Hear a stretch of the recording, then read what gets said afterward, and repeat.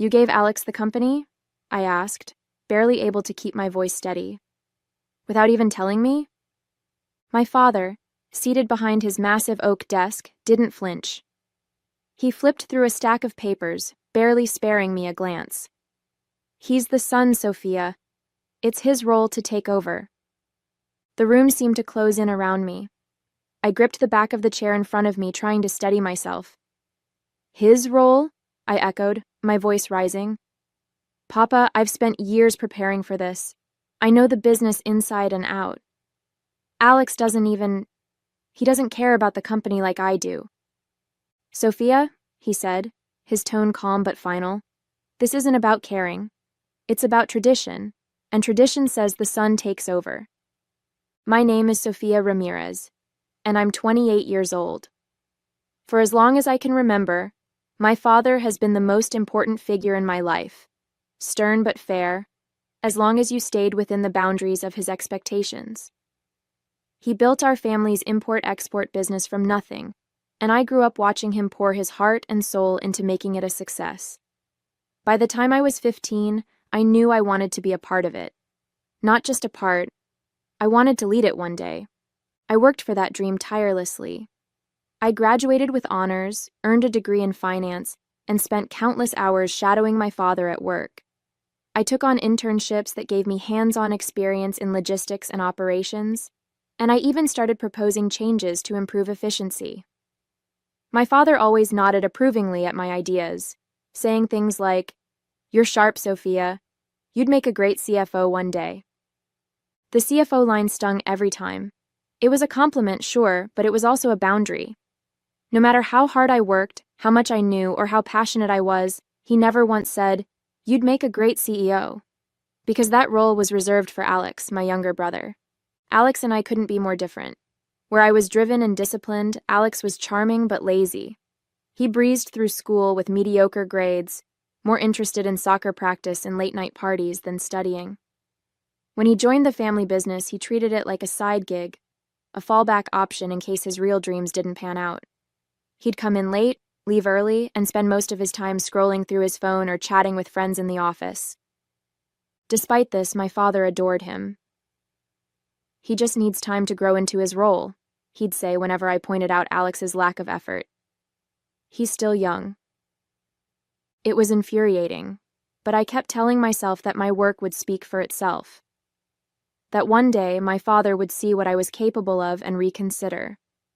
But now, standing in his office, hearing him dismiss me with the wave of a hand, I realized I'd been fooling myself.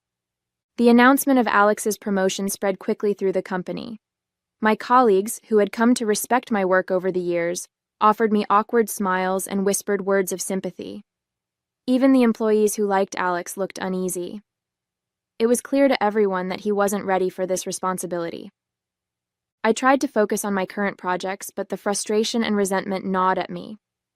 Every time Alex made a mistake or brushed off a meeting, I felt my blood boil. He didn't even seem to care about the company's success. He was just going through the motions, secure in the knowledge that the role had been handed to him on a silver platter. It all came to a head one afternoon when I overheard a heated conversation between Alex and one of our senior managers. I was walking past the conference room when I heard raised voices. "Alex, this shipment delay is going to cost us thousands," the manager said, his tone exasperated. "We need to address this now." "I'm working on it," Alex replied, his voice defensive. "It's not that big of a deal." "Not that big of a deal?" the manager shot back. "Do you even understand the implications? We're going to lose a major client if this isn't resolved." I peeked inside to see Alex slouched in his chair, avoiding the manager's gaze. My heart sank. This wasn't just about tradition or favoritism anymore. Alex's inexperience and lack of commitment were putting the entire company at risk.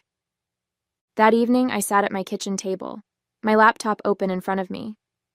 I'd pulled up the company's financial reports, client contracts, and logistics records, trying to get a clearer picture of the situation. The deeper I dug, the worse it looked. Delays, lost accounts, oversights. Alex was driving the company into the ground, and my father was too blinded by tradition to see it. I closed my laptop and leaned back in my chair, rubbing my temples. The thought of confronting my father again filled me with dread, but I knew I couldn't stay silent. This wasn't just about me anymore. It was about the future of the business, the people who worked there, and the legacy my father had built. Taking a deep breath, I picked up my phone and called Elena, my former professor and closest confidant. "I need your advice," I said when she answered. "I think I'm about to start a fight I can't win." "Good," she said without missing a beat.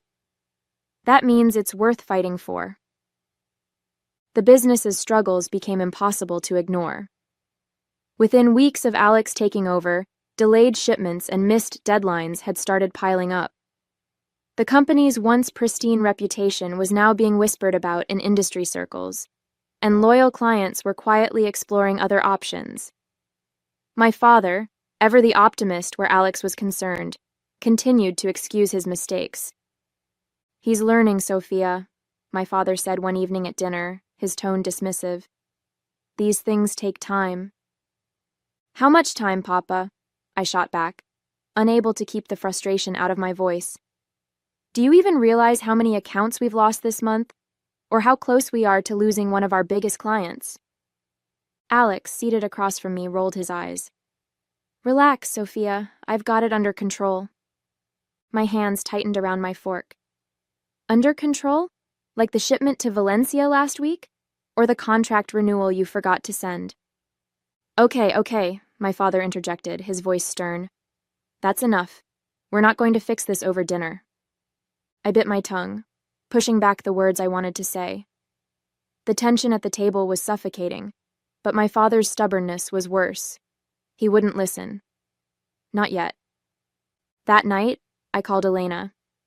She picked up on the second ring, her no-nonsense tone instantly calming me. "How bad is it?" she asked. "Worse than I thought," I admitted, pacing the length of my living room. "Alex is completely in over his head, and my father refuses to see it. He's too blinded by this whole tradition nonsense to realize the business is falling apart." "And what are you going to do about it?" Elena asked, her question sharp and direct. I paused, the words catching in my throat. "I don't know. What can I do? My father's made it clear he doesn't think I belong in the top seat. Even if I confront him, he'll just dismiss me again." Elena sighed. "Sophia, you're the most capable person I know. You've spent years preparing for this, and you're going to let a little stubbornness stop you?" "It's not little," I said bitterly. "It's decades of it." "So prove him wrong," she said simply. "Don't wait for him to hand you the reins. Show him why you're the one who should be running the company." Her words stayed with me long after we ended the call. Prove him wrong. It sounded simple enough, but the thought of taking on my father, of challenging everything he believed, felt like an impossible mountain to climb. The next week at work, things hit a breaking point. I was in the office, finalizing a report, when one of the sales managers, Carlos, knocked on my door. "Sophia," he said, stepping inside, "can I talk to you for a minute?" I nodded, gesturing for him to sit. "What's going on?" "It's Alex," he said, his voice low. "He's struggling. He missed another client meeting this morning, and when I tried to follow up, he said it wasn't a big deal. But it is a big deal, Sophia. That client is one of our biggest accounts." I closed my laptop, leaning forward. "Does Papa know?" Carlos hesitated. "I tried to bring it up last week, but he brushed it off. I think he's hoping Alex will just figure it out." I sighed, the weight of the situation pressing down on me. "Thank you for telling me, Carlos. I'll handle it." After he left, I sat in silence, staring at the reports on my desk. I couldn't sit by and watch the company crumble. If my father wouldn't listen to reason, I'd have to make him. Over the next few days, I threw myself into preparing. I combed through every aspect of the company, financial reports, client feedback, operational bottlenecks, and built a comprehensive plan to address the issues. It wasn't just about pointing out Alex's failures. It was about showing a clear path forward, one that I was uniquely qualified to lead. Elena reviewed my plan during one of our late-night calls. "This is solid, Sophia," she said, her tone impressed. "You've covered every angle." "Thanks," I said, though my stomach still churned with nerves. "But will it be enough? You know how my father is." "Forget about what he'll say," Elena said firmly. "This isn't just about him. It's about the company, the people who work there, and the future you want to build. Go in there and own it." With my plan finalized, I decided to call a family meeting. If I was going to confront my father, I wanted Alex there too. He needed to hear this just as much as my father did. The night before the meeting, I barely slept. My mind raced with every possible outcome: my father dismissing me again, Alex lashing out, the plan falling apart. But deep down, I knew I didn't have a choice. If I didn't act now, the company might not survive. As I walked into the dining room the next evening, my heart pounded in my chest. My father and Alex were already seated, their expressions a mix of curiosity and impatience. I took a deep breath, clutching the folder in my hands. "Thank you for coming," I said, my voice steady despite the nerves coursing through me. "I need to talk to you both about the company, and I need you to listen." The dining room felt more like a battlefield than a family space that evening. My father sat at the head of the table, as he always did, his expression stoic. Alex slouched in his chair, scrolling through his phone until my father shot him a sharp look. I stood at the other end, clutching the folder of documents that contained my plan, feeling a mix of nerves and determination. "Well, Sophia," my father said, breaking the silence. "You called this meeting. Let's hear it." I took a deep breath and opened the folder. "I've been reviewing the company's performance over the past few months," I began, my voice steady. "And it's clear that we're heading toward a crisis. Shipments are delayed, clients are leaving, and our reputation is suffering. If we don't take immediate action, we could lose everything." My father's brow furrowed, but he didn't interrupt. Alex, however, let out a derisive laugh. "Come on, Sophia, it's not that bad. You're blowing this out of proportion." I turned to him, my gaze unwavering. "Alex, we've lost 3 major clients in the last month. One of them had been with us for over a decade. Does that sound like nothing to you?" His smirk faltered, but he didn't respond. I placed a report in front of my father, pointing to the highlighted sections. "This is the financial impact of those losses. And this," I said, pulling out another document, "is the feedback from clients who've left. They all say the same thing: poor communication, missed deadlines, and lack of leadership." My father's face darkened as he read through the reports. "Why haven't I seen these before?" he asked, his voice tight. "Because no one wants to upset you," I said, meeting his gaze. "Everyone is afraid to tell you the truth, Papa. But I'm not." He leaned back in his chair, crossing his arms. "And what is this truth, Sophia?" "That Alex isn't ready for this role," I said bluntly. "And if we keep pretending he is, we'll lose the business." Alex shot up from his chair, his face red. "This is ridiculous. You've always been jealous because I'm the one in charge and you're not. Just admit it, Sophia." "Jealous?" I said, my voice rising. "You think I want to be in charge so I can stroke my ego? This isn't about me, Alex. It's about the company. It's about the employees who rely on us for their livelihoods. It's about preserving what Papa spent his whole life building." Alex fell silent, his hands clenched at his sides. My father watched us both, his expression unreadable. For a moment, I thought I'd gone too far, but I pressed on. "I'm not saying this to hurt you, Alex," I said, softening my tone. "But you know as well as I do that you're not ready for this, and that's okay. No one's blaming you for that. But if we don't act now, it'll be too late." I turned back to my father, sliding a folder across the table. "This is my plan," I said. "It addresses the problems we're facing: improving communication with clients, streamlining operations, and regaining the trust we've lost. I've mapped out the steps we need to take and how we can implement them immediately." He opened the folder, flipping through the pages in silence. I could see the tension in his jaw, the conflict playing out in his mind. When he finally looked up, his eyes were tired but sharp. "This is a good plan," he admitted. "But leadership isn't just about plans, Sophia. It's about responsibility."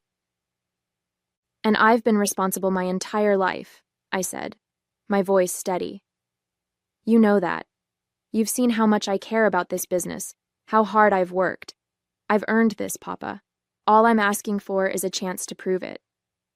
The room was silent for what felt like an eternity.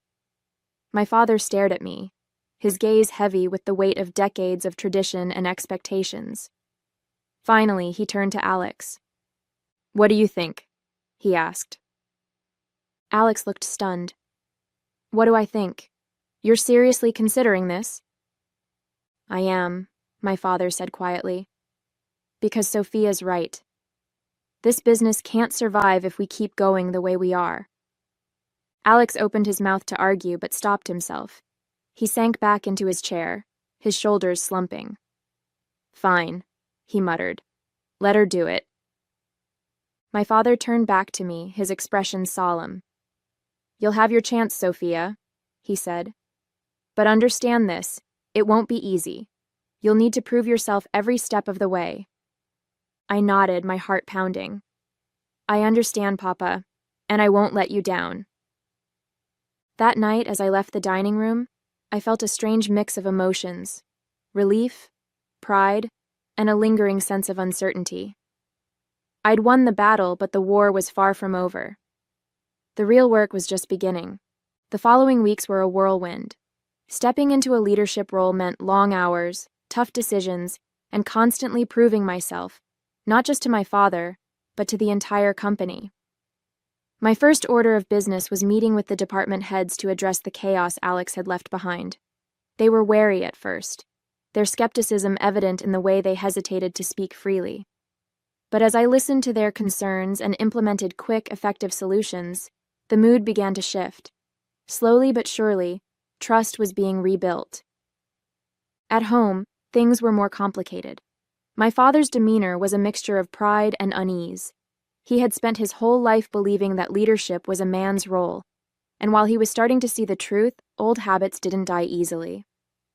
One evening I found him sitting in his study, staring at a photo of the family from years ago. "You've done well, Sophia," he said, not looking up. The words caught me off guard. "Thank you, Papa," I said softly. He set the photo down and met my gaze. "I should have seen it sooner. You're more than capable. I've always known that. But it's hard to change how you've seen the world your whole life."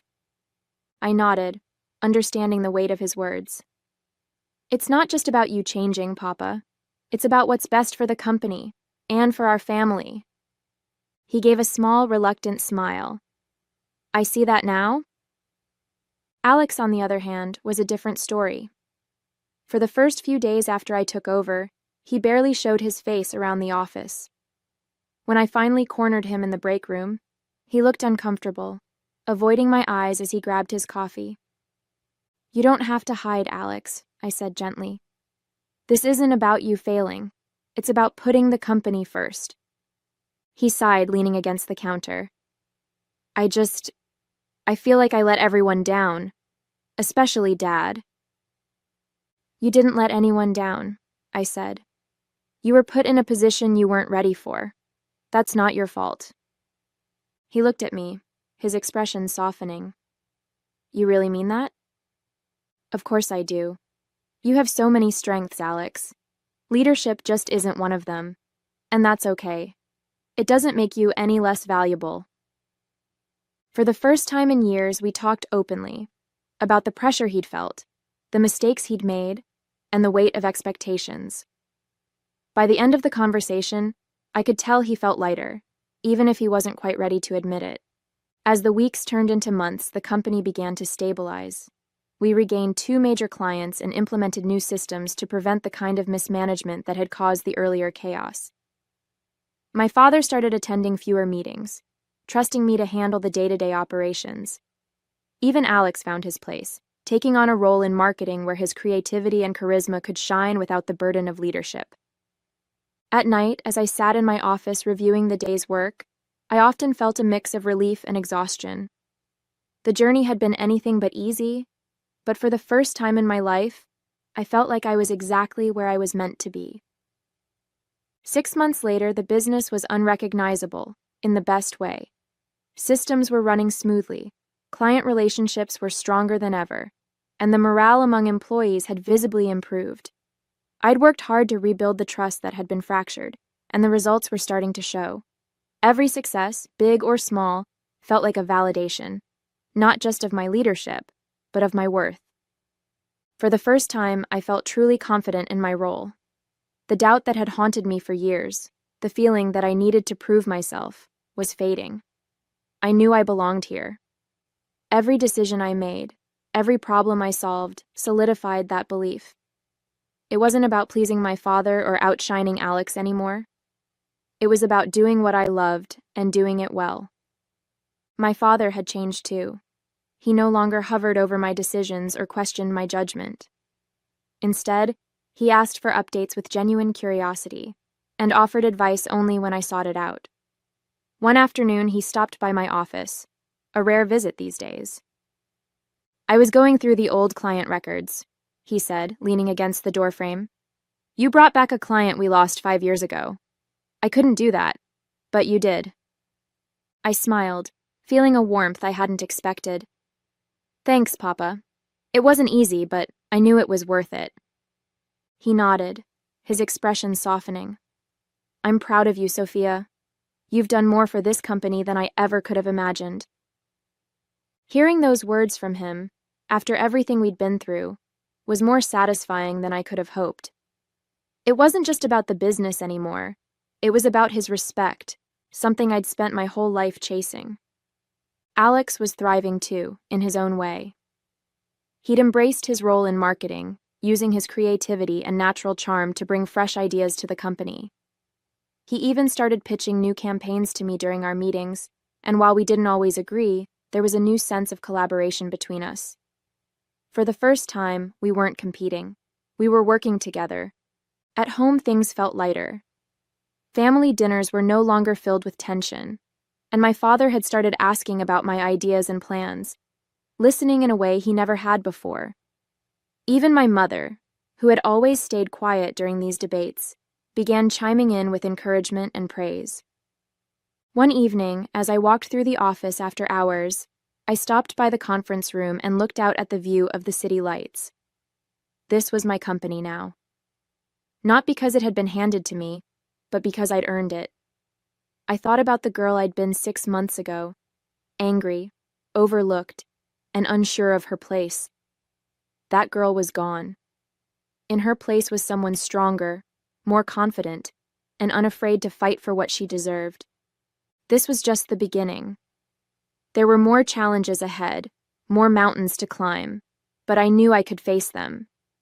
The company was thriving, my family was healing, and I was finally living the life I'd always envisioned, not by chance, but by choice. As I turned off the lights and locked the office for the night, I felt a deep sense of peace. This wasn't just my victory, it was my future, and I couldn't wait to see what came next.